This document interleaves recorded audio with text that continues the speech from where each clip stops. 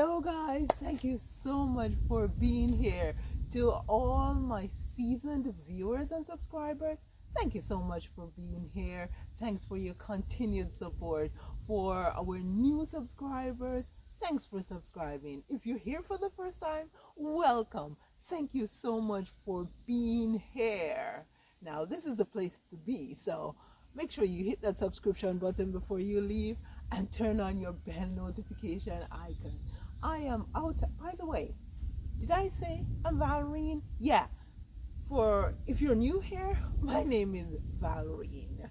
Now I am outside today and I am standing under a trellis that I built, right? And so what I will be doing in this video is to show you 3 ideas for trellises in your gardens, and trellises that are cost effective, that you can use upcycled materials on, recycled materials, and one step at a time you can get them done. Now I am going to show them to you and show you the details.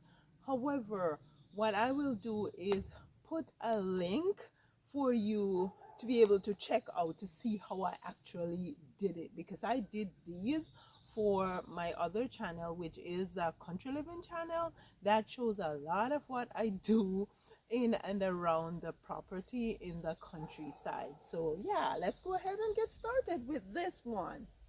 I built it because I needed a arbor or a trellis. I needed a trellis, but I ended up just doing an arbor because I have a honeysuckle vine here which I am now trailing up the arbor, and there is one that I actually propagated from a cutting, and there's a video on the channel, and I have now planted it on this side, and it will be trailing up here so that they can meet at the top. Now for the post on the arbor, I basically use rough sawn hemlock. Now that is very cost effective, and it's also a good material for it to be used on the outdoors. So what I did though is what is referred to as shishugiban, which is basically you use a blow torch and you sort of kind of burn, you blacken or char the wood, right? And that is to allow it to be resistant to moisture, which means that the legs in the soil should last longer. Moving on to the cladding for the arbor, I used wood strapping. You know those little pieces of wood that you can find at your hardware store that they use to pack materials to ship? Yeah, that is what these are. And we actually, my hubby and I actually picked them up off the curb at a big box store in town. So whenever I see these pieces, usually I will pick them up as long as I have space for them. So what I did was make an X at the top, and then butting up against the top X, I made another X to the bottom, and then I went at interval. I basically kind of started where the X meet here, and then in the middle of the X, at the top of the X, and the same thing for the bottom part. And then I interspaced the other slats just by eyeing. I didn't really measure, but I think it came out pretty good.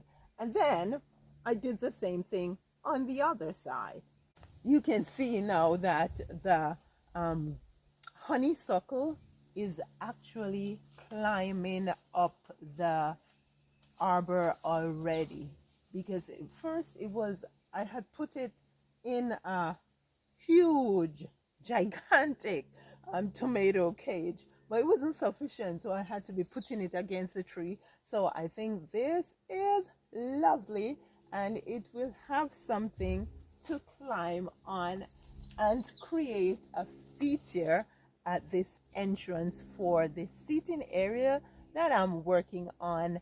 I hope to show you some of what I do there in the future, sometime this summer, fingers crossed, hopefully.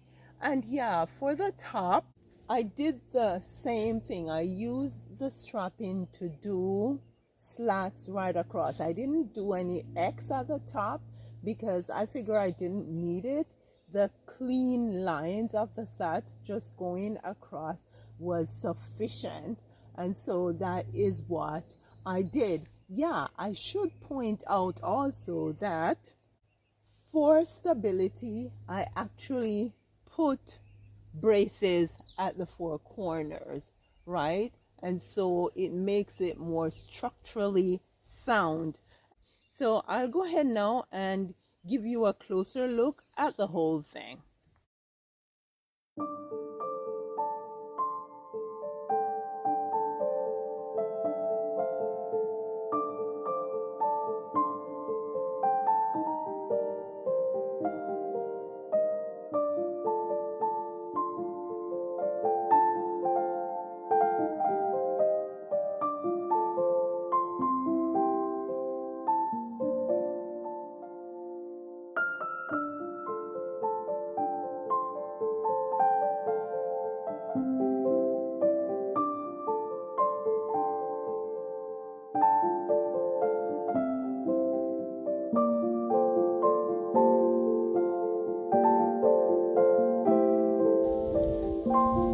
Now let's move straight on to the other arbor. Welcome to arbor number 2, my friends. This one is at the entrance, going towards the side and the back of the property, because my intention is to make behind me a little semi-private, and so I wanted an entranceway. I built an arbor and I put a rose over there and a rose over there. So hopefully one day we'll have roses all around this arbor. So now let's get to the material that I used to build this arbor. Because the post and the cross pieces, let's call it the ledger pieces, right, that go across the top, they're actually from the backyard. They are cedar trees that we cut down and use. Well, we didn't cut them down to use them as posts, but we had to cut them down because we were removing some dead trees and the trees needed space to fall, right? And so I got them and what should I say? It's not recycled, but I put them to good use to make this arbor, right? So just like I did the holes over there to hold the post in place, that is what I did here with some broken pieces of bricks and dirt that came out of the hole in the first place. And so if you notice here, I have braces on all four corners, and the braces are to help to give it that stability. So if you look past the arbor here and past me into the back, you can see the other arbor. So what did I do? I wanted continuity. So not only did I use the same strapping to do the cladding, but I did the same X at the top, X at the bottom. Then I started by putting the cross pieces in the middle of the X where the two X meets and at the top, and then I put the other ones in between. In fact, this arbor was the first one to be built, and then I built that one after. The top portion is not finished yet, but that's okay because I'm sure I'm going to run into some more slats. And by the way, I do have more slats, more strapping wood that I could use up there, but I'm not in a rush because the roses are tiny and they're not going to get up there right now. So maybe the top won't be finished until next summer because there is a lot I want to do around this place. because if you watch my country channel, you will see that I'm trying to make this place a cottage garden retreat. So that's basically it for this one, guys. I actually, I'm gonna take you a little closer here and show you my rose, because I bought two roses. I bought a yellow and a pink, and so I'm hoping that they will either have yellow over here and pink over here, or I'll cross them over so that they can be mixed in. Let's check out the rose before we move on to number 3, Arbor. I hope by now you're getting some ideas of not how you can make a trellis, but the type of materials, right, that you can use to make an arbor without it costing you a fortune, because that is my thing. Anything I can do for the least, I can get it done for. So here you go, guys. I just bought this little thing just over a month ago.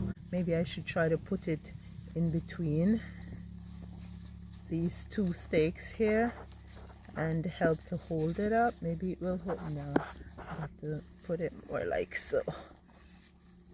Oh,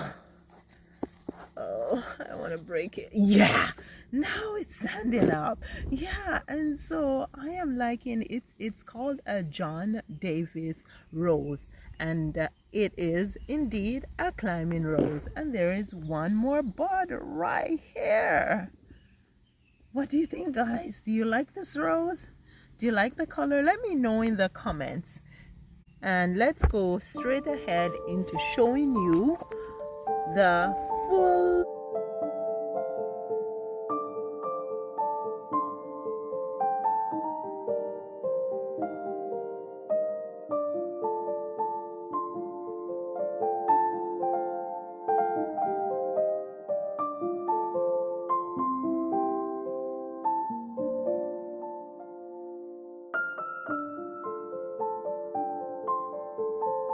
here.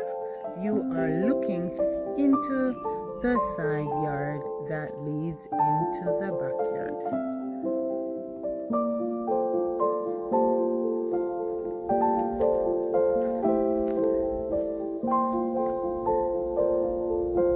And from here, you are looking into the front yard. That's a driveway there. So not only can you use arbors as structures in the garden for vines to climb up on, but you can use them to create semi-privacy. You can use them also to create interest in the garden. Let's move on to arbor number 3. We are approaching arbor number 3, and it is situated in my monarch greenhouse garden. Now this arbor was definitely a longer build. It was more involved, and as you can see, it is more extensive, but that is because it is multifunctional. Now I built this arbor to create interest and to break up the monotony of everything being low in this veggie garden, and I decided to put 2 grapevines on it.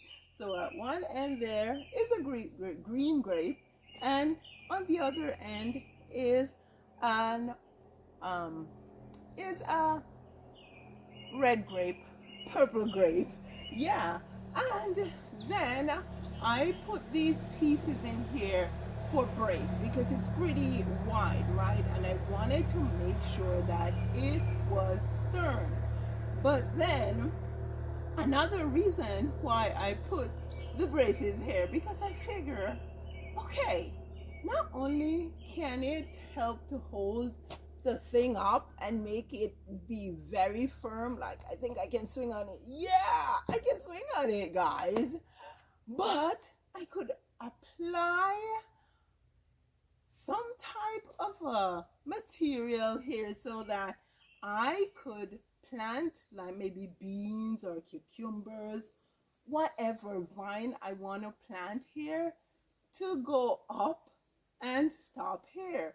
So these two trellises will be used seasonally while the grapes will be going up and over, and they will be there as long as they last, right?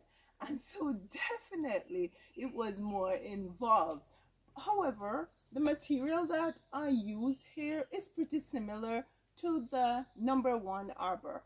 This is rough sawn hemlock, and rough sawn hemlock means that the wood is not finished, and so you get a true 4 inches across and a true 8 feet. However, one of the drawback is it's unfinished, so some of them are a bit warped, some of them are a bit split, and so you have to work your way around it. But I think for the money that it saves me, it's fine by me using the rough sawn hemlock. Plus, as I said before, the hemlock is actually great for using outdoors with projects like these.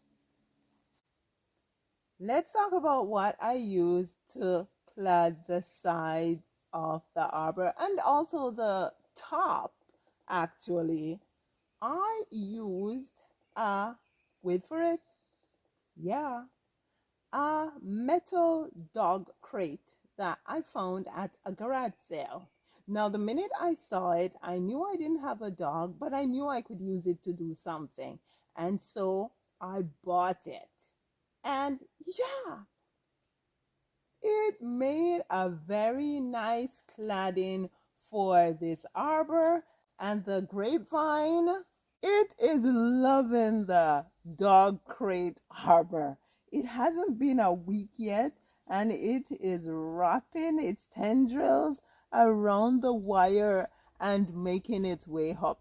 So I am pretty happy. So basically what I did was I put the crate on the post and I used the same type of wood strapping to screw onto the post and actually keep the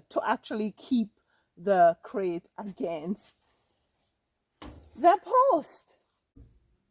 Now, just like the other two arbors, I use the braces to help to firm up the arbor, right? Now, I should point something out to you because check this out. This looks like a little detail here. However, what happened, it's also on the other side too.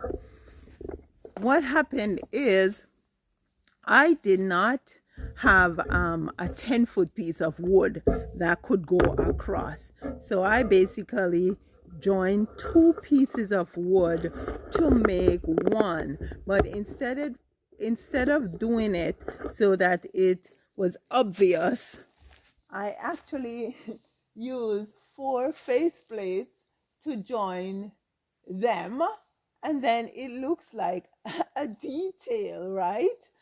As for the trellis in the middle here, I use chicken wire. Now, I bought some chicken wire to do something else, and I changed my mind. So I had the chicken wire readily or available to do this trellis. So yeah, I use chicken wires. Not quite sure what I'm going to put on them this year yet, but maybe I'll show you some pictures in community. So stay tuned.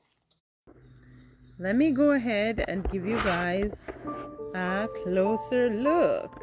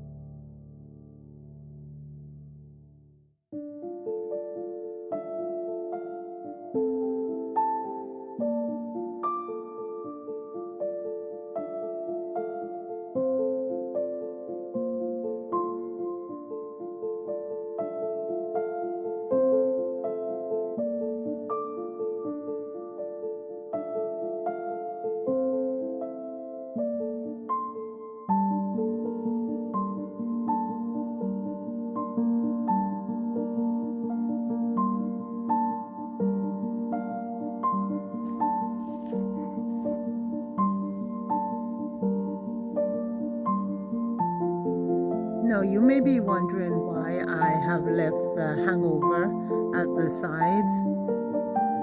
They are for hanging flowers if I ever decide I want to hang flowers, or I could even hang tomato plants, right? In baskets, of course.